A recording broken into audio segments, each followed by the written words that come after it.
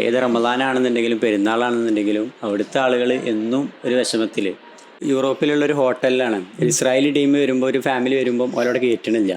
സംഭവം നമ്മൾ ഇസ്രായേലികളെ മൊത്തത്തിൽ ഇതിൽ ക്രൂശിക്കാൻ പറ്റൂല എന്നുണ്ടെങ്കിലും സിയോണിസ്റ്റിന്റെ കാരണങ്ങളാണ്. പക്ഷെ ഗാന്ധിജി ശരിയാണ്, നമുക്ക് പോരാണ്. പക്ഷെ ഗാന്ധിജി എന്നുള്ള ഇതുകൊണ്ട് മാത്രമല്ല, അവർക്ക് ഇങ്ങനെ ക്രൈസിസ് നേരിട്ടപ്പം അവരെന്ത് നിർവാഹമില്ലാത്തതുകൊണ്ട് മാറി തന്നുള്ള മാത്രം. ഈ നമ്മളൊരു ജൂതന്മാരൊരു മെന്റാലിറ്റി, അവരുടെ ഒരു ഐഡിയ, അപ്പൊ നമ്മളൊക്കെ പറയില്ല, അവരുടെ ടീച്ചിങ് ഒക്കെ വരുന്നില്ല.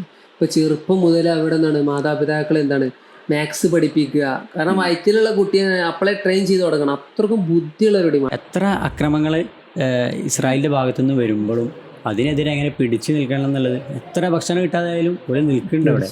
ഓല ജന്മനാടാണ്, അവർക്ക് ഒഴിഞ്ഞു കൊടുക്കാൻ പറ്റൂല. ഈ ഒരു ഫലസ്തീൻ ഈ വിഷയത്തിന് ശേഷം ഇസ്ലാമിക കടന്നു വരുന്ന ആൾക്കാരത് ആ ഒരു ഗ്രാഫ് ഭയങ്കര കൂടുതലാണ്. കൊളംബിയ യൂണിവേഴ്സിറ്റി വിദ്യാർത്ഥി കൂട്ടായ്മ അവർ അണിനിരക്കുകയും ആ കോൺഫറൻസ് ആളുടെ പേര് മാറ്റിയിട്ട് റജലു ഹിന്ദ് എന്ന പേരാക്കി മാറ്റുകയും അതൊരു ക്യാമ്പയിനാക്കി മാറ്റുകയും ചെയ്തിട്ടുണ്ട്. രണ്ട് സൈഡിലും അവശിഷ്ടങ്ങൾ കെട്ടിടത്തിൻ്റെ അതിന് സെൻറ്ററിൽ അവിടെ നിരപ്പാക്കിയിട്ട് നല്ല തോരണൊക്കെ വെച്ചിട്ട് നിസ്കാരം, ഫുഡ്, കാര്യങ്ങളൊക്കെ കാണുമ്പോൾ ഒരു സങ്കടം. ഇപ്പോഴത്തെ അവസ്ഥ അങ്ങനെ ഒരുപാട് തെരുവുകളുടെ ഇപ്പോഴത്തെ അവസ്ഥയും പണ്ടുണ്ടായിരുന്ന തെരുവുകളിലൊക്കെ വെച്ച് നോക്കുമ്പോൾ ഇത്തിരി വേദനാജനകമാണ് നമുക്ക് കാണുമ്പോൾ.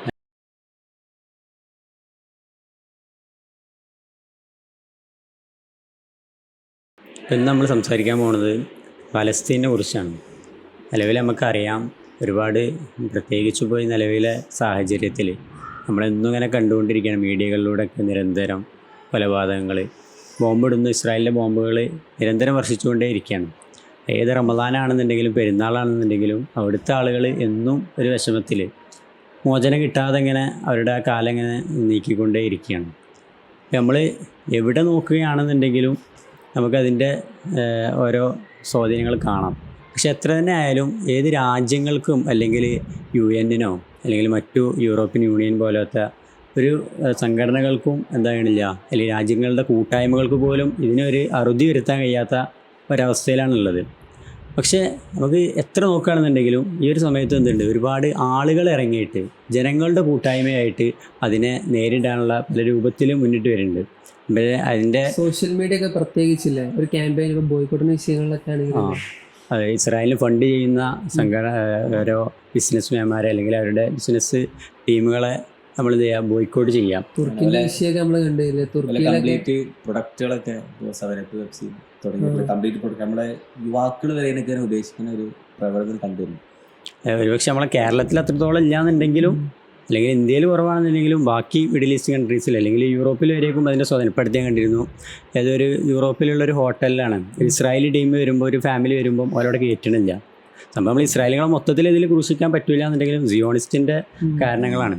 അപ്പം നമ്മളിപ്പോൾ ഇന്ത്യയെ കുറിച്ച് പറയുകയാണെന്നുണ്ടെങ്കിൽ പണ്ട് ബ്രിട്ടീഷുകാർ ഭരിച്ചു, കൊളോണിയൽ രാജ്യമാക്കി, അല്ലെങ്കിൽ അവരുടെ കീഴിൽ ഇന്ത്യയെ അവരെ ഭരണം നടത്തി. പിന്നെ അതിൽ നിന്നൊക്കെ 1947 നമുക്ക് സ്വാതന്ത്ര്യം കിട്ടി. നമ്മൾ നല്ല രീതിയിൽ ഇങ്ങനെ ജീവിച്ചു വരികയാണ്. ബ്രിട്ടീഷിൻ്റെ എന്താ വെച്ചാൽ അവരിപ്പോൾ ഒരേ സമയം ഒരുപാട് രാജ്യങ്ങളെ കോളനിയാക്കി വെച്ച് കിട്ടുന്നു, സൂര്യനെ അസ്തമിക്കാത്ത. അപ്പോൾ ഇതിൻ്റെ കോമൺവെൽത്ത് കൺട്രീസ് എന്നൊക്കെ അങ്ങനെ പറയുള്ളൂ. ബ്രിട്ടീഷിൻ്റെ കീഴിൽ അല്ല ബ്രിട്ടീഷിൻ്റെ ഇതിൽ കോളനിവൽക്കരിക്കപ്പെട്ട രാജ്യങ്ങളെല്ലാം കൂടി കൂടിയിട്ടുള്ള സമയം. അതേ മരുന്നാണ് പണ്ട് ഈ ഇസ്രായേൽ, പാലസ്തീൻ ഇങ്ങനെ രണ്ട് രാജ്യം, രണ്ട് സ്റ്റേറ്റ് ആയിട്ടില്ല, ഒരു ഒരു ഭൂപ്രദേശം. അപ്പോൾ ഇതേപോലെ അവിടെ ബ്രിട്ടീഷ് ഒരുപാട് കാലം ഇന്ത്യനെ കോളനി ആക്കി വെച്ചതുപോലെ അവിടെ കോളനി ആക്കി വെച്ചിട്ടുണ്ട്. അങ്ങനെ ഈ രണ്ടാം ലോക മഹായുദ്ധം നടക്കുന്ന സമയത്ത് ബ്രിട്ടീഷിന് അവരുടെ ടീമിന് ഭയങ്കര തിരിച്ചടിൽ നേരിട്ടിരുന്നു. അവർ ലാസ്റ്റ് തോറ്റ് ചെയ്ത്. പക്ഷെ തിരിച്ചടി നേരിട്ട സമയത്ത് അവർ പ്രയോഗിച്ചൊരു തന്ത്രമുണ്ട്. എന്താ വെച്ചാൽ അവർ പാലസ്തീനി പ്രദേശത്ത് പോയിട്ട് അവിടെയുള്ള അറബികളെ, മുസ്ലിങ്ങളായ ആളുകളെ പോയി കണ്ടു, അവരുടെ രാജാവിനെ പോയി കണ്ടു. എന്നിട്ട് പറഞ്ഞു, രണ്ടാം ലോക മഹായുദ്ധത്തിൽ നിങ്ങൾ മുസ്ലിമീങ്ങൾ ബ്രിട്ടീഷിനെ സഹായിക്കുകയാണെന്നുണ്ടെങ്കിൽ നിങ്ങൾക്ക് സെപ്പറേറ്റ് പാലസ്തീൻ എന്നുള്ള ഒരു മുസ്ലിം സ്റ്റേറ്റ് നൽകുന്നു അവർക്ക് ഓഫർ ചെയ്തു. ഇതേ സമയം ഇതിനപ്പുറത്തുള്ള ജൂത ടീമിനെ പോയി കണ്ടു, അവർ രാജാവിനെ പോയി കണ്ടു, അവരോട് സംസാരിച്ചു, നിങ്ങൾ ഞങ്ങളെ സഹായിക്കുകയാണെന്നുണ്ടെങ്കിൽ നിങ്ങൾക്ക് ഇസ്രായേൽ എന്ന് പറയുന്ന ഒരു ജൂത രാഷ്ട്രം തന്നെ നിങ്ങൾക്ക് നിർമ്മിച്ച് നൽകുമെന്ന് അവരൊന്നും പറഞ്ഞു. പ്രത്യേകിച്ച് ഒരു മൂല്യങ്ങളൊന്നും തീരെ ഇല്ലാത്തൊരു ടീമായി എനിക്ക് തോന്നുന്നില്ല. അവരുടെ കാര്യങ്ങൾ എന്താണ്, അവരുടെ എങ്ങനെയും പല തന്ത്രങ്ങളിലൂടെയാണ് എല്ലാം വെട്ടിപ്പിടിച്ചത്. ഇത് ശേഷം ഉണ്ടായെന്ന് വെച്ചാൽ ഇപ്പോൾ മുസ്ലിങ്ങൾക്ക് ഒരു സ്റ്റേറ്റ് കിട്ടുന്നവർക്ക് ഒരു വാഗ്ദാനം കിട്ടി, അതേ സമയത്ത് ജൂതന്മാർക്ക് കിട്ടുന്ന വാഗ്ദാനം കിട്ടി. ഇവർ രണ്ടുപേരും എന്ത് ചെയ്തു, ബ്രിട്ടീഷിനെ സഹായിച്ചു. പക്ഷെ നിർഭാഗ്യം എന്നല്ല, അതിൽ അവർ തോറ്റു, അവരെ ആക്സസ് തോറ്റു. ബ്രിട്ടീഷ് ആകെ തകർന്നടങ്ങി. ഈ ഒരു സമയത്ത് സ്വാഭാവികമായിട്ടും മുസ്ലിമീങ്ങൾ വന്നു അവരുടെ വാഗ്ദാനം നിറവേറ്റാൻ വേണ്ടിയിട്ട് സ്വാഭാവികമായിട്ടും ജൂതന്മാർ വന്നു. പക്ഷെ അവർക്ക് ഒരിക്കലും നിറവേറ്റി കൊടുക്കും. കാരണം അത്രയും സാമ്പത്തികമായ പ്രതിസന്ധി, ഒരു ലോക മഹായുദ്ധത്തിൽ തോറ്റ ടീമാണല്ലോ. സാമ്പത്തികമായി അവർ നല്ല തിരിച്ചടിയുണ്ട്, സാമൂഹികപരമായി തിരിച്ചടി. അങ്ങനെയൊക്കെയാണ് ഇന്ത്യക്ക് വരെ ആ ഒരു എന്താ പറയുക, അവർക്ക് നേരിട്ടൊരു ക്രൈസിസ് കൊണ്ടാണ് ബ്രിട്ടീഷുകാർ പിന്മാറണം.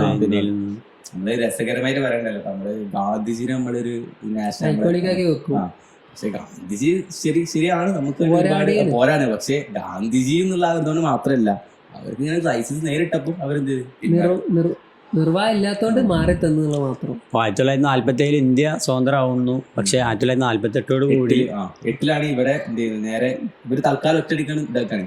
ഉദാഹരണത്തിന് പാലസ്തീൻ എന്ന് പറഞ്ഞ ഒരു എന്താ പറയാ കുറച്ച് പ്രദേശം കൊടുക്കുന്നു, ഇസ്രായേലിന് കുറച്ച് പ്രദേശം. പക്ഷെ അതൊന്നും ഒരു ശരിയാവണില്ല. ഇവർക്കിടയിൽ വീണ്ടും ഫൈറ്റുകൾ വരാണ്. പിന്നെ അവരെന്ത് UN പോയി ഏൽപ്പിക്കാണ്, നിങ്ങൾ എന്തെങ്കിലും സമാധാനം കാണുന്നുള്ളൂ. അപ്പൊ UN ഇടപെട്ടിട്ടാണ് ഇപ്പൊ കാണുന്ന കോലത്തിൽ ഇപ്പൊ ഗാസ അടങ്ങുന്നത്, ഗാസ സ്ട്രിപ്പ് അങ്ങനെ തുടങ്ങിയിട്ടുള്ള ആ ഒരു പ്രദേശം പാലസ്തീൻ, ഒന്നുകൂടി ഇങ്ങോട്ടുള്ള കുറച്ച് പ്രദേശങ്ങൾ ഇസ്രായേൽ എന്നുള്ളത്.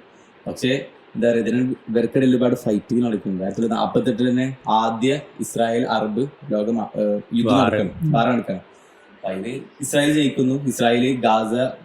ഗാസ എന്താ അറിയില്ല, ഏതായാലും പാലസ്തീനിലെ കുറച്ച് പ്രദേശങ്ങൾ ഇസ്രായേൽ വെട്ടിപ്പിടിക്കുന്നു. 1967 വീണ്ടും അടുത്ത ഒരു ഇസ്രായേൽ അറബ് യുദ്ധം നടക്കണം. അതിലാണ് 6 ദിവസം 6 days ഓഫ് വാർ എന്നൊക്കെ അറിയപ്പെടുന്ന 1967 ഈ വാറാണ്. അതിലും ഇസ്രായേൽ എന്ത് ചെയ്യുന്നു, ജയിക്കാണ്. അതാ ഇസ്രായേൽ ജയിക്കുന്നു മാത്രമല്ല, പാലസ്തീനിൽ ഒരുപാട് സ്ഥലങ്ങള് ഒരു ഈ നമ്മളൊരു ജൂതന്മാരൊരു മെന്റാലിറ്റി, അവരുടെ ഒരു ഐഡിയ, അപ്പൊ നമ്മൾക്ക് പറയില്ല, അവരുടെ ടീച്ചിങ് ഒക്കെ വരുന്നുണ്ട്. ഇപ്പൊ ചെറുപ്പം മുതൽ അവിടെ എന്താണ് മാതാപിതാക്കൾ എന്താണ് മാത്സ് പഠിപ്പിക്കുക. കാരണം വയറ്റിലുള്ള കുട്ടിയെ അപ്പോളെ ട്രെയിൻ ചെയ്ത് തുടങ്ങണം. അത്രക്കും ബുദ്ധിയുള്ള ഒരു ടീമാണ്. നമ്മളെ ഇസ്ലാമിക പശ്ചാത്തലം വെച്ച് നോക്കുകയാണെങ്കിൽ ജൂതന്മാർ പറഞ്ഞ ഒരു കുരുട്ട് ബുദ്ധിയുടെ ടീമാണ്. അത് പറഞ്ഞാൽ ഇപ്പം ഈ നമ്മൾ ഈ സയൻസിന്റെ ഫാദറെ കാണാറാണ് തിയോഡ് ഹേഴ്സൽ പറഞ്ഞ വ്യക്തി. ആ വ്യക്തി എന്താണ് ഈ ഇസ്രായേൽ എന്ന രാഷ്ട്രത്തിലേക്ക് എന്താണ് മൂപ്പര ഒരു ബുക്കിലൂടെ പറയണത്, എന്ത് എല്ലാവരും വാഗ്ദത്ത ഭൂമിയിലേക്ക് മടങ്ങി വരികയും. നമ്മളിപ്പോൾ ഈ ഒരു റീസെൻ്റായിട്ട് ഞങ്ങളൊരു സ്റ്റഡി എടുത്തിട്ടുണ്ട്, ചേത്തമംഗലം എന്ന് പറഞ്ഞ സ്ഥലം. അവിടെ ഒരു പ്രത്യേകത പറഞ്ഞാൽ അവിടെ നിന്നാണ് മുസ്ലിങ്ങളും ജൂതന്മാരും എല്ലാവരും ഒരുമിച്ച് താമസിച്ചു വരുന്നത്. അപ്പോൾ അവിടുത്തെ തന്നെ ഈ 1990-കളിൽ അവിടുത്തെ ജൂതന്മാരെന്താണ് ഈ വാഗ്ദത്ത ഭൂമിയിലേക്ക് എന്താണ് അവിടുന്ന് പോവുകയാണ്. അങ്ങനെയാണ് കേരളത്തിൽ പോലും എന്താണ് ജൂതന്മാരെ അവസാനിക്കുന്നത്. അപ്പോൾ ഈ വിഷയം പറഞ്ഞാൽ ഓരോ എന്താണ് എല്ലാവരും ഒരു പക്ക ഒരു പൊതുവായുള്ള ഒരു ഫേസിൽ നിന്ന് അവരുണ്ടാവില്ല. ഇപ്പോൾ ലോകത്തിൻ്റെ എല്ലാ വിഷയങ്ങളും നോക്കുകയാണെങ്കിൽ ഇപ്പോൾ ലോകത്തിൻ്റെ മെയിൻ ഫേസിലൊന്നും ജൂതന്മാരുണ്ടാവില്ല. പക്ഷേ എല്ലാ സ്ഥലത്തും ജൂതന്മാരെ കൈകളാണ്. അതാണ് എന്തുകൊണ്ട് നമ്മൾ വിചാരിക്കുന്നതാണ് ട്രംപിന് എന്താണ് ഒന്നും ചെയ്യാൻ കഴിയാത്തത്, ബൈഡനാണ് ഒന്നും ചെയ്യാൻ കഴിയാത്തത്. കാരണം ഇവര് പിന്നിൽ നിൽക്കുന്ന വലിയ വലിയ ശക്തികളാരാണ്? ജൂതന്മാരാണ്. ഐഡിയകൾ പാസ് ചെയ്യുന്നത് ജൂതന്മാരൊക്കെ നിയന്ത്രിക്കണത്. ഓല എഡ്യൂക്കേഷൻ അങ്ങനത്തെ എല്ലാം എന്താ ഓല മതം അല്ലെങ്കിൽ ആ ജൂതായിസം സിയോണിസത്തിനെ എങ്ങനെ എത്രത്തോളം ശക്തിപ്പെടുത്താൻ കഴിയുമോ അതിന് വേണ്ടിയിട്ടുള്ള ഓരോ പ്രവർത്തനങ്ങളൊക്കെ ഓല ഭാഗത്തുനിന്നുണ്ടാവും. ഇപ്പൊ പൊതുവെ എന്താണ് ഒരു വിമർശനപരമായ രീതിയിൽ എന്താണ് പറയാൻ പാടില്ല. എന്നാലും മുസ്ലിങ്ങളെ കുറിച്ച് പറയുന്നത് മുസ്ലിം കുറച്ച് മടിയന്മാരാണ്, ചിന്തിക്കൂല, അങ്ങനെയൊക്കെ നമ്മൾ പറയപ്പെടാറുണ്ട്. മുസ്ലിംകാലക്കാരെ പോലെ അതാണ് അവിടെ ഫലസ്തീനിലും പറ്റിപ്പോയത്. കാരണം എന്താണ് ഫലസ്തീനികളെ എടുത്ത് വന്നാണ് ഇസ്രായേലികളെന്നാണ് സ്ഥലം ഇങ്ങനെ മേടിച്ച് കുറച്ചിങ്ങനെ ഫസ്റ്റ് ഇങ്ങനെ സ്ഥലങ്ങളിങ്ങനെ മേടിച്ചു വന്നു. അപ്പം ഇവര് ചിന്തിച്ചില്ല. ഇവര് കുറെ ആൾക്കാർ മുന്നറിയിപ്പ് കൊടുത്തിരുന്നു, മടി കാണിച്ച് പണിക്കൊന്നും പോവാതെ സ്ഥലം വിറ്റ് ലാസ്റ്റ് കുറച്ച് കഴിഞ്ഞപ്പോഴാണ് നോക്കണത് ഞങ്ങളെ സ്ഥലം ഏകദേശം ഇസ്രായേലുകാരാണ് കൊണ്ടുപോകുന്നത്. ഇപ്പൊ വിമർശനമായിട്ട് അവർക്ക് പാലസ്തീനെതിരെ പറയാറുണ്ട്. കാരണം അവരന്ന് അങ്ങനെ കാണിച്ചുകൊണ്ട് ഇപ്പൊ അങ്ങനെ അനുഭവിക്കുന്നു. പിന്നെ വേറെ കുറെ ആൾക്കാർ സംസാരിക്കാനാണ് അവര് പണ്ട് അഹങ്കാരത്തിന് എന്തൊരു സ്വർണത്തിന് ഭയങ്കര ആർഭാടായി ജീവിച്ച ആൾക്കാരെ അത് അന്ന് അവർ അഹങ്കാരം കാണിച്ചത് ഇന്ന് അവർ അനുഭവിച്ചുകൊണ്ടിരിക്കുകയെന്ന് പാലസ്തീനെ കുറ്റപ്പെടുത്തി ഒരുപാട് ഇങ്ങനെ വിമർശന കാര്യങ്ങളൊക്കെ വന്നുകൊണ്ടിരിക്കും. നമ്മള് പറഞ്ഞ മുഖദ്ദിമയില് പറയും ഇബ്നു ഖൽദൂൻ പറഞ്ഞിരിക്കുന്നതാണ് ഒരു ഉയർത്താൻ ഒരു താഴ്ച ഉണ്ടാവും, പിന്നെ ഉയർത്തുക. അപ്പൊ ഈ ജനറേഷൻ നോക്കുകയാണെങ്കിൽ ഇപ്പൊ ഫലസ്തീനത്തെ ഇപ്പൊ ജനറേഷൻ പറയുന്നത് ഭയങ്കര ഈമാനും പവറുള്ള ഒരു കുട്ടികളാണ്. അപ്പൊ അവിടുത്തെ കുട്ടികളൊക്കെ നമ്മള് അപ്പൊ ഈ ഒരു ജനറേഷൻ്റെ കാര്യം വളർന്നു വരുന്ന ജനറേഷൻ ഇപ്പൊ നമ്മള് പറയല്ലോ അവസാന വിജയം ഏതായാലും ഫലസ്തീനൊക്കെ വിജയിക്കും എന്ന് പറയല്ലോ. ഈ ടീം അതിന് പറ്റിയൊരു ടീമൊക്കെ നമുക്ക് പറയാം.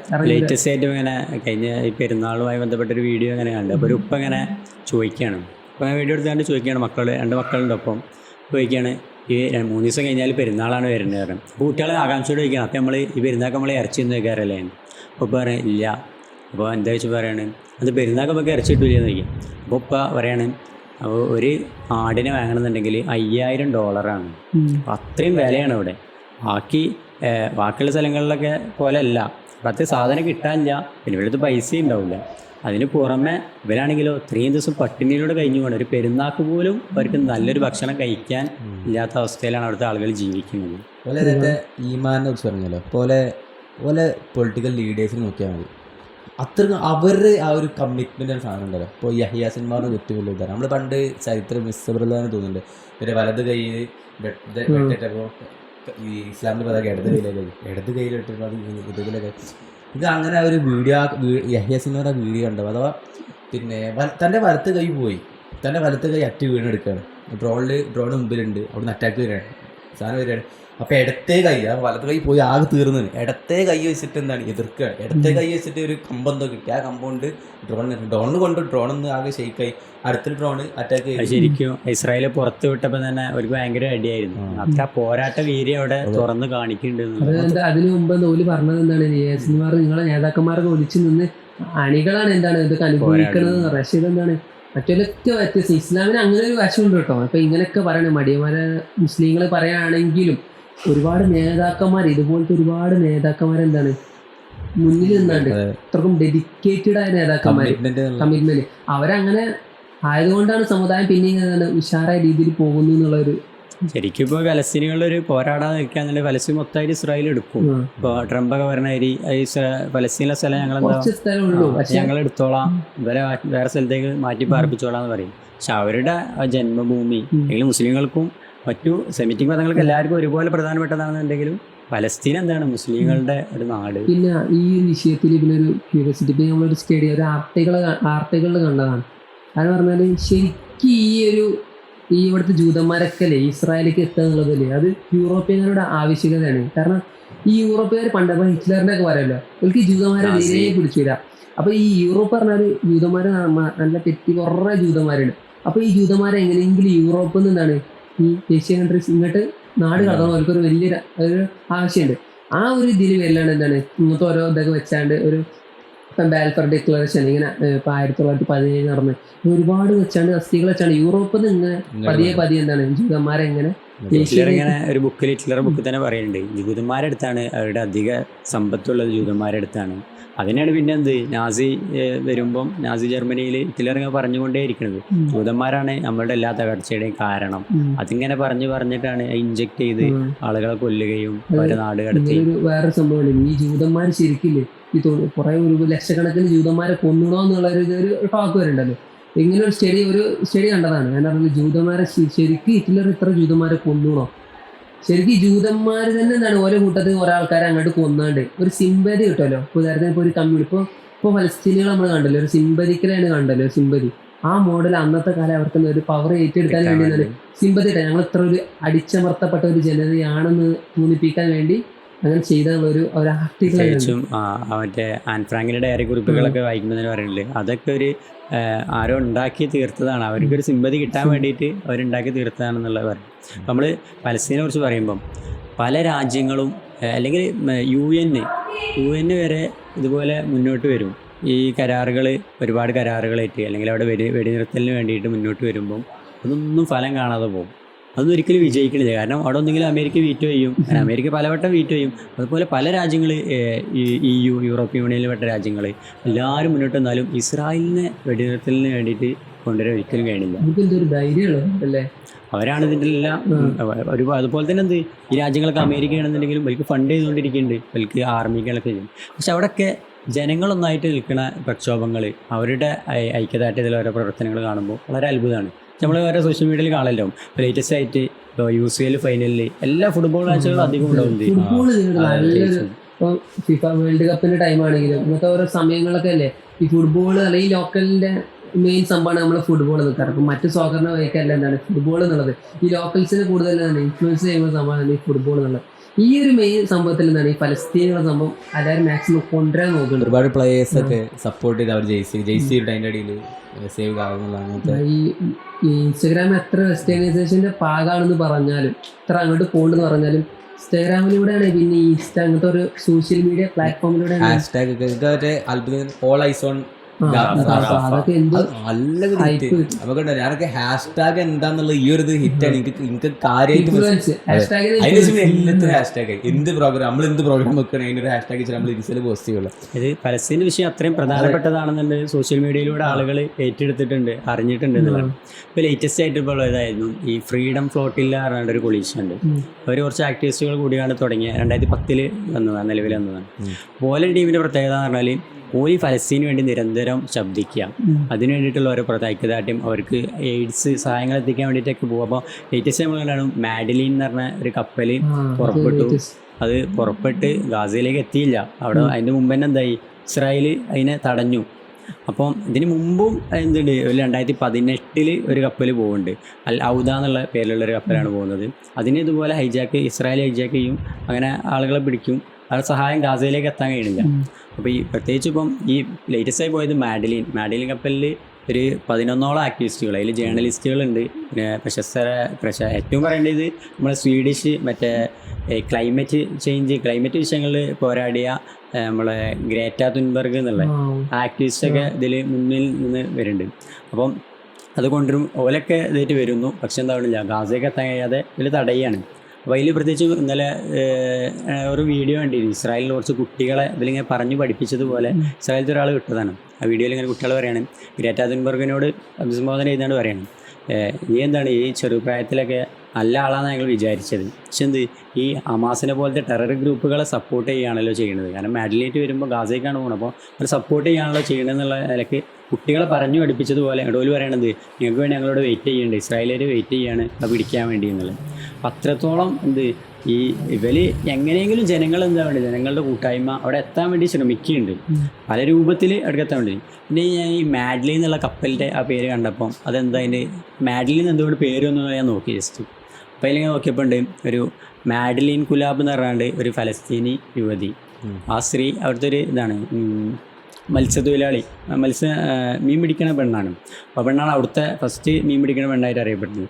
ആ പെണ്ണ് 13-ാം വയസ്സിൽ തൻ്റെ ജീവിതം മുന്നോട്ട് കൊണ്ടുപോകാൻ വേണ്ടി കുടുംബത്തിന് വേണ്ടിയിട്ട് മീൻ പിടിക്കാൻ പോയി. അങ്ങനെ പോയി ഏകദേശം 2016 ഈ ഇസ്രായേലികളൊന്നാണ്ട് ഇവളുടെ കപ്പൽ ബോട്ടൊക്കെ പിടിച്ചെടുക്കുകയും പിന്നെ അവരെ തടയുകയാണ്. ചോള് പിന്മാറാതെ വീണ്ടും വേറെ ബോട്ട് വാങ്ങി പോകുന്നു. പക്ഷേ ഏകദേശം 30-ാം വയസ്സായപ്പം 2020-ലോ 2021-ലൊക്കെ ആയിട്ട് അവരുടെ ഉപ്പ കൊല്ലപ്പെടുന്നു. അങ്ങനെ അവിടുന്ന് നിരന്തരം ഇപ്പോൾ ഈ ലാസ്റ്റിലെ പോരാട്ടങ്ങൾ നിരന്തരം ഓരോ ആക്രമണങ്ങൾ നേരിട്ടാണ് കുടുംബം അവിടേക്കും പോകുന്നത്. അങ്ങനെ ആ ഒരു പേര് എടുത്തുകൊണ്ടാണ് മാഡലിൻ എന്നുള്ള കപ്പൽ വില എടുക്കുന്നത്. ഹമാസിന്റെ വിഷയങ്ങൾ നോക്കുകയാണെങ്കിൽ ഹമാസ് ശരിക്കും ആരെ വളർത്തിക്കൊണ്ടുവന്നുള്ളത് ശേഷം തിരിച്ച് വരുന്നതാണ് പല ഈ ഇസ്രായേലുകൾക്ക് തിരിഞ്ഞു വന്നതാണെങ്കിലും ഇപ്പം നമ്മൾ ഈ ചില ഒരു ISISന്റെ വിഷയങ്ങൾ നോക്കുകയാണെങ്കിൽ ഇതൊക്കെ ബേസിക്കലി ഇതൊക്കെ വളർത്തിക്കൊണ്ടിരുന്ന ആരാണ്? ഇതൊക്കെ അമേരിക്ക തന്നെയാണ്. അമേരിക്ക ഇപ്പോൾ വേൾഡ് ട്രേഡ് സെൻറ്ററിൻ്റെ വിഷയങ്ങൾ പറയുമ്പോഴൊക്കെ ഇതിൻ്റെ പിന്നിലൊക്കെ ഒരു ശക്തിയാണ് അമേരിക്ക എന്നുള്ള സംഭവം. അതുപോലെ നമ്മൾ നേരത്തെ ഒരു ഡിവൈഡ് ആൻഡ് റൂൾ പറഞ്ഞ ഇവിടെ കുതന്ത്രങ്ങളെ കുറിച്ച് പറഞ്ഞു, പല ചതികളെ കുറിച്ച് പറഞ്ഞു. അപ്പം ഈ ഒരു പ്രത്യേക വിഭാഗത്തിന് തന്നെ ചതികളിലൂടെ. പക്ഷേ ഈ ഒരു ഹമാസ് എന്നുള്ള ഒരു ലാസ്റ്റ് എന്താണ് ഒരു ഫലസ്തീൻ്റെ ഒരു ചെറുത്തുനിൽപ്പിന് വേണ്ടി ഒരു സംഘടനയായി മാറിയെന്ന് മാത്രമാണ്. ഹമാസിൻ്റെ പ്രസ്താവനകളൊക്കെ നടത്തുന്ന അബൂബൈദാറുള്ള ആളുടെ അദ്ദേഹത്തിൻ്റെ ഓരോ ടോക്കുകൾ കേൾക്കുമ്പോൾ ഇങ്ങനെ ഹൃദയത്തിലേക്ക് തറക്കണമായിരിക്കും. അത്രയും ആളുകൾക്ക് വേണ്ടി അല്ലെങ്കിൽ ഫലസ്തീനുകളിൽ ശരിക്കും ഹമാസ് ഓലെ ഒപ്പാണെന്നുള്ളത് അറിയിക്കേണ്ടത്. കാരണം എത്ര പോരാട്ടം എത്ര അക്രമങ്ങൾ ഇസ്രായേലിൻ്റെ ഭാഗത്തുനിന്ന് വരുമ്പോഴും അതിനെതിരെ എങ്ങനെ പിടിച്ചു നിൽക്കണം എന്നുള്ളത്, എത്ര ഭക്ഷണം കിട്ടാതായാലും ഒരു നിൽക്കുന്നുണ്ട് അവിടെ. ഓലെ ജന്മനാടാണ്, അത് അവർക്ക് ഒഴിഞ്ഞു കൊടുക്കാൻ പറ്റൂല. അതുകൊണ്ടാണ് ഓലെ അത്രയും സപ്പോർട്ട് ചെയ്താണ് നിൽക്കുന്നത്. ചിലവർ പറയും ഹമാസിനെ അവർ എതിർക്കുന്നുണ്ടെന്നൊക്കെ. ഹമാസിനെ ചില ആളുകളൊക്കെ എതിർക്കുണ്ടായ കാരണം കുറേ പട്ടിണി എടുക്കുമ്പോൾ എനിക്ക് തോന്നുമല്ലോ ഇപ്പം എന്താ ഇപ്പോൾ ഇങ്ങനെ ഒരു നുണകളാണ് ഈ ഇസ്രായേലിൻ്റെ മെയിൻ ഇഷ്യൂ നോക്കണേ, നുണകൾ പ്രചരിപ്പിക്കാനുള്ള. പക്ഷെ അതെന്താണ് അപ്പോഴത്തെ ഹമാസ് എന്ന് പറഞ്ഞാൽ ഇപ്പോൾ നമ്മൾ ലേറ്റസ്റ്റ് പറഞ്ഞ വിഷയം എന്താണ്, പറഞ്ഞ വിഷയം എന്താണ്, നേതാക്കന്മാരെ ഒളിച്ചിരിക്കുകയാണ്. അവർ സുഖമായി എന്താണ് അവരുടെ പാർപ്പിടങ്ങൾ കുടുംബത്തോടൊപ്പം താമസിക്കുമ്പോൾ ഇവരെന്താണ് ഇവിടുത്തെ ലോക്കൽ ജനങ്ങളെന്നാണ് ഇവിടെ നിരകിക്കാണെന്നൊക്കെ പറയും. പക്ഷെ അപ്പോഴത്തെ ഹമാസ് എന്നാണ് കാണിച്ചു കൊടുക്കുക. അപ്പോഴാണ് പറഞ്ഞ എന്ത് വിഷയം, അപ്പോഴത്തെ എല്ലാവരും എന്താണ് നമ്മളൊക്കെ പ്രകോപിതമായി നേതാക്കന്മാരെന്താ കാട്ടണമെന്ന് വിചാരിച്ച് നിൽക്കുമ്പോഴത്തും ഇങ്ങനത്തെ ഓരോ സത്യങ്ങൾ അപ്പോഴത്തും ഇങ്ങനെ വരിക. നല്ലൊരു ലോകത്തിന് മുമ്പിൽ ഹമാസ് ടെററിസ്റ്റ് എന്നുള്ള ആ ഒരു ലേബൽ ഉണ്ടല്ലോ ഇപ്പോഴും തുടർന്നുണ്ട്. ഇപ്പം നമ്മൾ ഇൻസ്റ്റാഗ്രാമിലൊക്കെ നമ്മൾ ഇങ്ങനെ സപ്പോർട്ട് ചെയ്യുന്ന സാധനങ്ങൾ പോസ്റ്റ് ചെയ്ത് കഴിഞ്ഞാൽ നമുക്ക് അനുഭവങ്ങളുണ്ട്. നമ്മൾ തന്നെ ഓരോ ഇപ്പോൾ ലിയാഖത്തിന്റെ നമ്മളെ എന്താ പറയാ ഫലസ്തീൻ്റെ കോളേജിൽ നടന്ന ഒരു ഫലസ്തീൻ ക്യാമ്പസിൽ നടന്ന ഒരു പ്രോഗ്രാമിൽ മറ്റേ എന്താ പറയാ അബൂബൈദിനൊക്കെ അനുകരിച്ച് നമ്മൾ ഇതൊക്കെ ഡ്രസ്സൊക്കെ ലിയാഖത്ത് ഇറങ്ങി, അത് ഇൻസ്റ്റയിൽ പോസ്റ്റ് ചെയ്യുന്ന സമയത്ത് ഒറ്റടിക്ക് റിമൂവ് ചെയ്യും. അത് എന്താ വെച്ചാല് ഹമാസ് എന്ത് ചെയ്യുന്നു, എന്തിനു വേണ്ടി ചെയ്യുന്നു, ഈ ഒരു സിസ്റ്റമൊക്കെ മാറ്റിയിട്ട് ഇത് ടെററിസ്റ്റ് എന്നുള്ള ആ ഒരു ലേബൽ ഇപ്പോഴും തുടർന്നുകൊണ്ടിരിക്കുക എന്നുള്ളത്. അത് മാത്രമല്ല ഇതുമായി ബന്ധപ്പെട്ട് എന്ത് പോസ്റ്റ് ഇൻസ്റ്റാഗ്രാമിൽ സോഷ്യൽ മീഡിയ വന്നു കഴിഞ്ഞാലും ഇതൊക്കെ ഒറ്റടിക്ക് ആ പ്ലാറ്റ്ഫോമിൽ നിന്ന് ഒഴിവാക്കുക. അപ്പം ചുരുക്കി ഇറങ്ങി കഴിഞ്ഞാൽ ഇതിൻ്റെ പിന്നിൽ ഇപ്പോൾ മാത്രമല്ല നമ്മൾ ChatGPT അല്ല വേറെ AI ചാറ്റ് ബോർഡിൽ നമ്മൾ ചാറ്റ് ചെയ്യുന്ന സമയത്ത് ഇസ്രായേലിൻ്റെ ആ ഒരു ചരിത്രം ഉണ്ടാവുമല്ലോ, അവരെ ആക്രമിക്കുന്നതും ആ ഒരു സാധനം അവർ ഇങ്ങോട്ട് പറഞ്ഞു വരുന്നില്ല. അതോ എനിക്കറിയില്ല, അഥവാ ചാറ്റ് ബോട്ട് പറയണത് എനിക്കറിയില്ല, നിങ്ങൾ ഗൂഗിളിൽ പോയി സെർച്ച് ചെയ്യാന്നുള്ളത്. അതോ എല്ലാവർക്കും അറിയുന്ന സാധനമാണ്. അതുപോലെ എന്താ അങ്ങനത്തെ സാധനങ്ങളൊക്കെ പിടിച്ചു വെച്ചിട്ട് എന്താ ഹമാസിനെ ടെററിസ്റ്റായി പ്രഖ്യാപിക്കുക. അപ്പോൾ എന്താ പറയുക, ഈ പാലസ്തീനെ ഇപ്പോൾ ഇങ്ങനെ ചുരുക്കി പറഞ്ഞാൽ ഇസ്രായേലിനെ സപ്പോർട്ട്, ഇതാണ് ഇപ്പോഴത്തെ കറണ്ട് സിനാരിയോ. പക്ഷേ സത്യം പറഞ്ഞാലില്ലേ, ഈ ഒരു ഹമാസ് ഇസ്രായേലിൻ്റെ ഇമ്പാക്റ്റ് നമ്മൾ യൂറോപ്പിൽ കാണും. എന്താ പറയുക, എത്ര ആൾക്കാർ ഇസ്ലാമിലേക്ക് കടന്നു വന്നത് ഈ ഒരു വിഷയം. കാരണം അപ്പോഴാണ് ഇസ്ലാം എന്താ പറയുക പഠിക്കാൻ തുടങ്ങി, എന്താണ് ഫലസ്തീൻ, എന്താണ് അവിടുത്തെ യാഥാർത്ഥ്യത, കുറേ സ്റ്റഡികൾ വിഷയത്തിൽ വന്നു. അത് കാരണം ഇസ്ലാം അപ്പോൾ ചില കാര്യങ്ങൾ അങ്ങനെയാണ്, ഇസ്ലാം ചില കാര്യങ്ങൾ ലാഭം ഉണ്ടാക്കും. ഇത് കാരണത്താൽ എന്താണ് യൂറോപ്യൻ വാങ്ങൽ എന്താണ് ഇസ്ലാമിൻ്റെ വളർച്ച. ഇപ്പം നമ്മളൊരു നെറ്റിൻ്റെ ലേറ്റസ്റ്റ് കണ്ട് ഗ്രാഫ് നോക്കിയപ്പോൾ ഉണ്ട് ഈ ഒരു ഫലസ്തീൻ ഈ വിഷയത്തിന് ശേഷം ഇസ്ലാമിലേക്ക് കടന്നു വരുന്ന ആൾക്കാരത് ഉണ്ട്, ആ ഒരു ഗ്രാഫ് ഭയങ്കര കൂടുതലാണ്. അതുപോലെ തന്നെ കടന്നു വന്നില്ലെങ്കിലും ഇസ്ലാമിനെ സപ്പോർട്ട് ചെയ്യുന്ന സംഭവങ്ങൾക്ക് എന്താണ് ഒരു IS ഇതൊക്കെയാണ് പോലെ മനസ്സിലെന്താണ് ഇസ്ലാം എന്നുള്ളത്. പക്ഷെ എന്താണ് ഇപ്പോഴാണ് ശരിക്കും എന്താണ് ഇസ്ലാം എന്നുള്ള റീഡ് ചെയ്യാനുള്ള തുടങ്ങിയത്. ശരിക്കും അവിടെ എന്താ നടക്കുന്ന ആളുകൾ അറിഞ്ഞു തുടങ്ങിയപ്പോൾ ശരിക്കും ഇപ്പോൾ പറഞ്ഞാൽ ഞാൻ പറയും മാഡലിൻ കപ്പലിൻ്റെ വിഷയം പറഞ്ഞല്ലോ, ഓലിങ്ങനെ നിരന്തരം ഇങ്ങനെ ഓരോ കപ്പലിൽ നിന്ന് ഇങ്ങനെ ഓരോ ലൈവ് അല്ലെങ്കിൽ ഒരു വീഡിയോ ക്ലിപ്സ് ഇങ്ങനെ പുറത്തു വിടും. അതിൽ ഓലിങ്ങനെ പറയണതാണ് മീഡിയ എപ്പോഴും ഞങ്ങൾ ഒപ്പം ഉണ്ടാവണം, എന്നാലേ എന്താ പറ്റുള്ളൂ പോലെ ലോക ശ്രദ്ധ കിട്ടുള്ളൂ. പക്ഷെ വേണ്ട പോലെ വെസ്റ്റേൺ മീഡിയാസ് കവർ ചെയ്തില്ലാന്നുണ്ടെങ്കിൽ മിഡിൽ ഈസ്റ്റ് മീഡിയകളൊക്കെ എന്ത് ഏകദേശം നല്ല കവർ ചെയ്തു. അതുപോലെ നിരന്തരം പോലെ ഇങ്ങനെ അവസാനം പിടിക്കപ്പെടുമ്പോൾ ഓല് പറയുന്നുണ്ട് ഞങ്ങൾ ഇന്ന രാജ്യത്ത് പോലെ 11 വ്യത്യസ്ത രാജ്യക്കാരാണ്, 6ഓളം ഫ്രാൻസ്, ജർമ്മനി, സ്പെയിന്, അങ്ങനെ കുറച്ച് രാജ്യങ്ങൾ അടങ്ങിയത്. അപ്പം പല രാജ്യങ്ങളോടൊക്കെ തൻ്റെ സിറ്റിസൺ ആണല്ലോ ഇവരൊക്കെ പോലെ സംരക്ഷിക്കാൻ വേണ്ടിയിട്ട് പോലെ ആവശ്യപ്പെടുന്നുണ്ട്. അപ്പം മീഡിയ എത്രത്തോളം കവർ ചെയ്യുന്നുണ്ടോ എന്നാലും എന്താ പറ്റുള്ളൂ, ഇതൊക്കെ ആളുകൾ അറിയുള്ളൂ. അതിനുവേണ്ടി നിരന്തരം ഇങ്ങനെ ആവശ്യപ്പെടുന്നുണ്ട്. ഇതിൽ നമ്മൾ ഇസ്രായേലിനെ നമ്മളിങ്ങനെ കുറ്റപ്പെടുത്താൻ മീൻസ് അവരുണ്ടാവുമല്ലോ, അവർ നമ്മളെ പലസ്തീനെ ഇങ്ങനെ അവർ അകറ്റുന്നു. ഈ ഒരു സിസ്റ്റം പറയുമ്പോൾ നമ്മൾ ഏത് സംഭവം എടുക്കുകയാണെങ്കിൽ നല്ല നന്മ ചെയ്യുന്ന കുറച്ച് ആൾക്കാരാണ്. കുറച്ചൊരു ആർട്ടിക്കിൾ വായിച്ചത് എന്താ വെച്ചാൽ ഇസ്രായേലിൽ അവിടുത്തെ ഒരു യൂണിവേഴ്സിറ്റി ഉണ്ട്. ആ യൂണിവേഴ്സിറ്റിയിൽ ജർമ്മനത്തെ ഒരു എന്താ പറയുക ആഭ്യന്തരമന്ത്രി, അവിടുത്തെ ഒരു ഉള്ളിലത്തൊരു മന്ത്രിയാണ്, വിദേശകാര്യമന്ത്രി തോന്നുന്നു ഉറപ്പില്ല. ഏതായാലും അവിടുത്തെ ഉള്ളിലൊരു ആഭ്യന്തരമന്ത്രി എന്ത് ചെയ്യുന്നു, ഈ ഇസ്രായേൽ യൂണിവേഴ്സിറ്റിയിൽ ഒരു പ്രോഗ്രാമിന് വേണ്ടി വരികയാണ്. പക്ഷേ അവിടുത്തെ വിദ്യാർത്ഥി യൂണിയന് അവർ ഗേറ്റിൻ്റെ ഇങ്ങോട്ട് പോലും കടക്കാൻ അദ്ദേഹത്തെ അനുവദിച്ചിട്ടില്ലാണ്. എന്തുകൊണ്ടാണെന്ന് വെച്ചാൽ ഇസ്രായേൽ പിന്തുണക്കുന്ന ഒരു രാജ്യത്തിൻ്റെ പ്രതിനിധി എന്ന നിലക്ക് ഞങ്ങൾ പാലസ്തീനൊപ്പമാണ് എന്നുള്ള മുദ്രാവാക്യം വിളിച്ചിട്ട് ഇസ്രായേലത്തെ ഒരു യൂണിവേഴ്സിറ്റിയാണ്. അതുവരെ എന്താണ് ഇവരവിടുന്ന് പുറത്താക്കി, ആ ക്യാമ്പസ് കയറ്റിയില്ല. മാനേജ്മെൻറ്റ് ആളെ കൊണ്ടുവന്നതാണെങ്കിലും ഗവൺമെൻറ്റിൻ്റെ കീഴിലാണ് അയാളെ യൂണിവേഴ്സിറ്റിയിൽ കൊണ്ടുവരുന്നത്. പക്ഷെ അവിടുത്തെ വിദ്യാർത്ഥി കൂട്ടായ്മ മുന്നിട്ട് അവർ പുറത്താക്കി. RSS വിഷയം പറഞ്ഞ പോലെ തന്നെയാണ്, മതം തീവ്രമാകുമ്പോഴാണ് എന്താണ് എല്ലായിടത്തും പ്രശ്നമാണ്.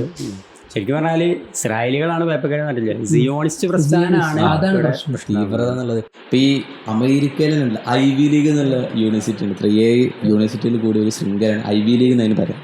അതിലാണ് മറ്റേ കൊളംബിയൻ യൂണിവേഴ്സിറ്റിയൊക്കെ പ്രധാനപ്പെട്ട ഐവി ലീഗിൽ പ്രധാനപ്പെട്ട യൂണിവേഴ്സിറ്റിയാണ്. അവൻ്റെ നമ്മൾ ഈ വീഡിയോ ചെയ്യുന്നുണ്ട് റജബ് ഹിന്ദിൻ്റെ വിഷയം. റജബ് ഹിന്ദിൻ്റെ ഒക്കെ ഇറങ്ങിയാൽ അവിടുത്തെ ഒരു കോൺഫറൻസ് ഹാളുണ്ട് കൊളംബിയൻ യൂണിവേഴ്സിറ്റിയിൽ. ആ കോൺഫറൻസ് ഹാളിൻ്റെ പ്രത്യേകത ഇറങ്ങിയാൽ അവർ ഇതേപോലെ എന്ത് പ്രക്ഷോഭങ്ങൾ വരികയാണെങ്കിലും ആ കോൺഫറൻസ് ഹാളിൻ്റെ പേര് മാറ്റിയിട്ട് ഈ വിഷയവുമായി ബന്ധപ്പെട്ട ഒരു പേര് ആ കോൺഫറൻസ് ഹാൾ നൽകും. എന്നിട്ട് അത് വെച്ച് അവർ ക്യാമ്പയിൻ നടത്തും. അങ്ങനെ എന്ത് ചെയ്തു, റജബ് ഹിന്ദ് കോൺഫറൻസ് ഹാൾ ആ പേര് മാറ്റിയവർ. എന്തുകൊണ്ടെന്ന് വെച്ചാൽ ആ റജബ് ഹിന്ദിൻ്റെ വിഷയം ഉണ്ടല്ലോ, ഈ ടാങ്കറുകൾ ഒരുപാട് നമ്മൾ വീഡിയോ ചെയ്താണ്, ടാങ്കർ ഒരുപാട് ക്യാൻ അപേക്ഷിച്ചിട്ട് ഇങ്ങോട്ട് കൊന്നു, ആ കുട്ടിനെ കൊന്നു, വെടി വെച്ചവർ. അപ്പം കൊളംബിയൻ യൂണിവേഴ്സിറ്റിയിൽ വിദ്യാർത്ഥി കൂട്ടായ്മ അവർ അണിനിരക്കുകയും ആ കോൺഫറൻസ് ആളുടെ പേര് മാറ്റിയിട്ട് റജബ് ഹിന്ദ് എന്ന പേരാക്കി മാറ്റുകയും അതൊരു ക്യാമ്പയിനാക്കി മാറ്റുകയും ചെയ്തിട്ടുണ്ട്. ഐവി ലീഗ് എന്നുള്ളതാണ് ലോകത്ത് ശ്രദ്ധിക്കുന്ന ഏറ്റവും പ്രധാനപ്പെട്ട യൂണിവേഴ്സിറ്റികളുടെ ശൃംഖലയാണ്. ആ യൂണിവേഴ്സിറ്റി പ്രത്യേകത ഇറങ്ങിയാൽ പണക്കാരുടെ മക്കൾ മാത്രം വലിയ പൈസ കൊടുത്തിട്ടാണ് അവർ ഇതേപോലെ എന്തെങ്കിലും പ്രശ്നമാക്കി അവർ കോളേജിൽ നിന്ന് പുറത്താക്കും. ഇതൊരു ക്യാഷ് കൊടുത്ത് പഠിക്കുന്ന കുട്ടികളെന്ന് പറഞ്ഞിട്ട് അറിയില്ല, എന്തെങ്കിലും കേസ് തന്നെ കോളേജിൽ നിന്ന് പുറത്താക്കും. അങ്ങനെയുള്ള സിനാരിയോയിലാണ് ഇവരെന്ത് ചെയ്യുന്നത്, പാലസ്തീനെ പിടിച്ച് സപ്പോർട്ട് ചെയ്യുന്നത്. അവർക്ക് പുറത്താക്കി ഒരു സമൂഹത്തോ ഒരു കൊല്ലം അവരെ കട്ടാക്കി ആ വിദ്യാർത്ഥികളെ. പക്ഷെ പിന്നീട് കഴിഞ്ഞിട്ട് പിന്നെ അവർ കയറി വരുന്നു, ഇതേപോലെ പാലസ്തീനെ സപ്പോർട്ട് ചെയ്യുന്നു. ശരിക്കും പറഞ്ഞാൽ ഇങ്ങനെയൊക്കെ പറയുമ്പോഴും ഇതിനെ സപ്പോർട്ട് ചെയ്യുന്ന ആളുകൾ നമ്മൾ കൂടുതൽ പ്രത്യേകിച്ചും വിദ്യാർത്ഥികൾ നല്ല ഏറ്റെടുക്കൽ യുവാക്കൾ ഏറ്റെടുക്കണമെന്നുള്ള ചിന്തിക്കുന്ന ഒരു സംഭവം വളർന്നു വരുന്നുണ്ട്. പിന്നെ ഈ റസൂലിന്റെ കാര്യത്തിൽ തന്നെ റസൂൽ ജൂതന്മാരെ ഒരു വിഷയമാണ്, ബനു ഖുറൈദന്റെ വിഷയമല്ലേ ജൂതന്മാര്. റസൂൽ അന്നത്തെ കാലം മുതൽ ചതി എന്നുള്ള ഒരു സംഭവം എന്താണ്, ജൂതന്മാരെ ഒരു രക്തത്തിൽ അല്ലെങ്കിൽ ചേരാം. അത് ബനു ഇസ്രായേൽ നമ്മളെ ചരിത്രത്തിന് അങ്ങോട്ട് പോകാൻ നമുക്ക് മനസ്സിലാവും. അന്ന് മുതലേ ഒരു ചതി. ഇപ്പം നമ്മളന്ന് മുസാനബിന്റെ വിഷയം വരികയാണെങ്കിൽ തന്നെ എന്താണ്, ആ ഒരു സമുദായം അങ്ങനെ വന്നതാണ്.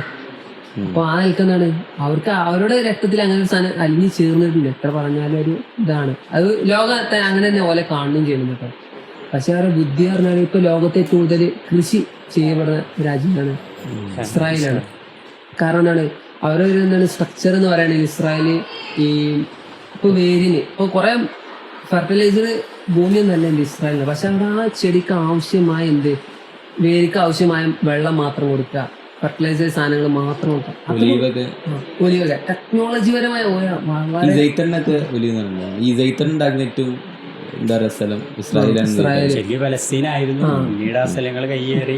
പിന്നെന്താണ് അവിടുത്തെ അറബികൾ എന്നാണ് കുറച്ച് ഡിഗ്രേഡ് ആയി. അവിടുത്തെ ടെക്നോളജിപരമായ യൂണിവേഴ്സിറ്റി കാര്യങ്ങളൊക്കെ ആര് നോക്കി, ഇസ്രായേലികൾ ഇതായി. അപ്പൊ അറബികൾക്ക് എന്താണ് കളിപ്പാട്ടങ്ങൾ ഇട്ട് കൊടുത്ത് അറബികൾ എന്താണ് കളിച്ച്.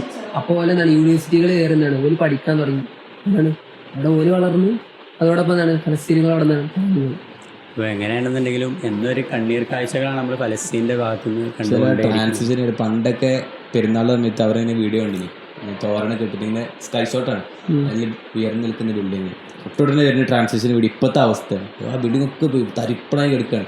ഒരിങ്ങനെ ഞാനൊരു ഇതേപോലെ ഒരു മാഗസീനിൽ കഥ എഴുതുന്ന സമയത്ത് ഗാസിൻ്റെ ചില കഥ എഴുതണം. അപ്പോൾ ഞാൻ കുറേ റെഫറൻസുകൾ നോക്കുകയാണ്, യൂട്യൂബിലും ഗൂഗിളൊക്കെ റെഫറൻസുകൾ ഞാൻ നോക്കുകയാണ്. അപ്പോൾ അതിൽ നിരന്തരം വരുന്ന ഒരു ഫോട്ടോസ് ഉണ്ട്. അതാ ബിൽഡിങ്ങുകളൊക്കെ തകർക്കപ്പെട്ടിട്ടുണ്ട്, പൊടിപൊടികളുണ്ടാവില്ലേ കഷ്ണങ്ങളൊക്കെ, അത് 2 സൈഡ് കുന്നുകൂട്ടി വെച്ചിട്ടുണ്ട്. അതിൻ്റെ സെൻറ്ററിലൊരു നടപ്പാത, എന്നിട്ട് അവിടെ തോരണ വെച്ചിട്ട് നിസ്കാരത്തിനും ഫുഡ് കഴിക്കാൻ അവർ സ്ഥലം കണ്ടെത്താൻ തെരുവിൽ. അത് കാണുമ്പോൾ ഒരു സങ്കടമായി. കാരണം ആ വലിയ വലിയ ബിൽഡിങ്ങൾ വലിയൊരു ഏരിയയാണ്.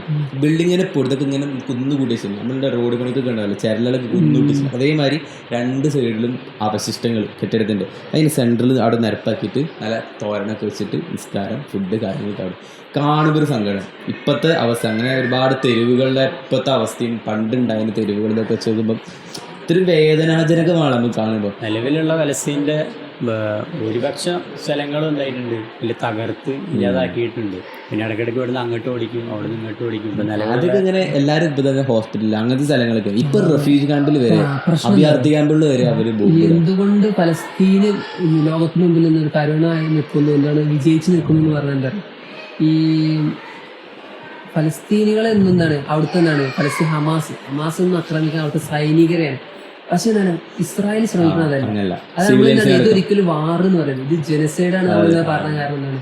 പിന്നെ അവിടുത്തെ ജനങ്ങളെ ലോക്കൽസിന് ഹോസ്പിറ്റലില് അഭയാർത്ഥി ക്യാമ്പിൽ ഏറ്റവും കൂടുതൽ ശ്രദ്ധിക്കുന്നത് അത് പിഞ്ചു കുഞ്ഞുങ്ങളാണ്. ജനറേഷൻ അവിടെ ഇല്ലാതാക്കാനാണ് ഹോസ്പിറ്റലുകളിലുള്ള കുട്ടികൾക്കുള്ള എല്ലാ എക്യുപ്മെന്റ്സും തകർക്കുക. അങ്ങനത്തെ പക്ഷെ അതൊരു യുദ്ധത്തിന്റെ ഒരു നിയമത്തിന് യോജിച്ചതേ അല്ല.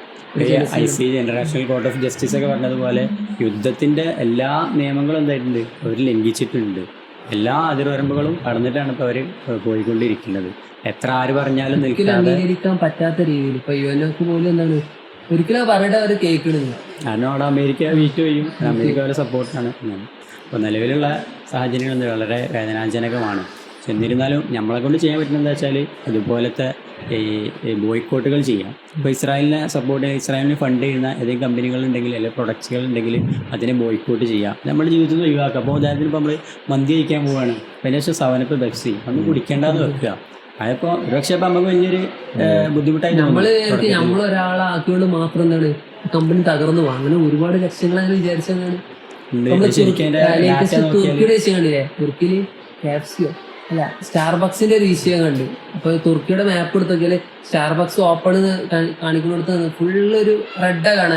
കാരണം അവിടെ നിന്ന് തുർക്കി കംപ്ലീറ്റ് എന്താണ് ബോയ്ക്കോട്ട് ചെയ്ത് കഴിഞ്ഞു. അവർ അത്രക്കും എന്താണ് പവർഫുൾ പീപ്പിൾ ആണെന്ന് തെളിയിച്ചു കളഞ്ഞു. ബംഗ്ലാദേശിലൊക്കെ ഉണ്ടായിരുന്നു. അപ്പൊ അതുപോലെ ഇന്ത്യയിൽ നമ്മൾ ചെയ്താൽ വളരെ എഫക്റ്റീവ് ആയി ഓരോരുത്തർ നോക്കിയാൽ അവനാന്റെ കാര്യം അങ്ങനെ ഓരോ അവനന്മാർ വിചാരിച്ചു കഴിഞ്ഞാൽ സിമ്പിളായി ബോയ്ക്കോട്ട് ഉണ്ടാക്കാൻ കഴിയും. അപ്പോൾ ഒരുപാട് യുവാക്കൾ അങ്ങനെ ഏറ്റെടുത്തിട്ടുണ്ട്. അത് സന്തോഷമാണ് കാണുമ്പോൾ തന്നെ ഇങ്ങനെ സാധനങ്ങൾക്ക് ബോയ്ക്കോട്ട് ചെയ്തിട്ട്.